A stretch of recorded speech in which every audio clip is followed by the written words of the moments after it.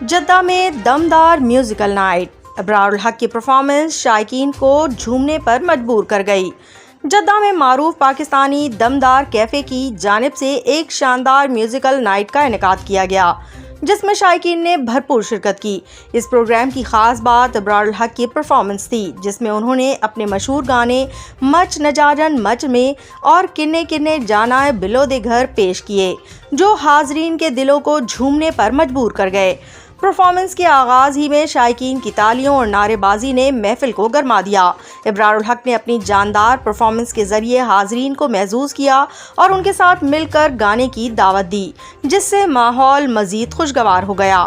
اس programme میں مختلف شعبہ زندگی سے تعلق رکھنے والے افراد نے شرکت کی، خاص طور پر نوجوانوں کی بڑی تعداد نے جوش و خروش سے بھرپور شرکت کی۔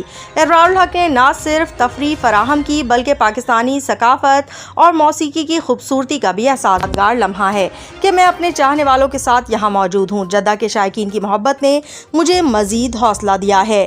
ایونٹ آرگنائزر یاسر حسین نے اس موقع پر کہا، سعودی عرب میں پاکستانی کمیونٹی متحرک اور فعال کردار ادا کر رہی ہے، اس لیے ہم نے ان کی تفریح کے لیے پاکستان کے نامور گلوکار کے ساتھ یہ پروگرام منعقد کیا ہے تاکہ انہیں بہتر تفریحی ماحول فراہم کیا جا سکے۔ آخر میں پروگرام کے اختتام شائقین کے ساتھ مل کر ایک بڑے جشن کے ساتھ ہوا، جہاں سب نے ابرار الحق کے گانوں پر جھومتے رہے۔ یہ میوزیکل نائٹ نہ صرف تفریح کا موقع تھا بلکہ پاکستانی ثقافت کے فروغ کا بھی ذریعہ بنی۔ ثاقب احسان مغل، بیورو چیف، زور نیوز، جدہ۔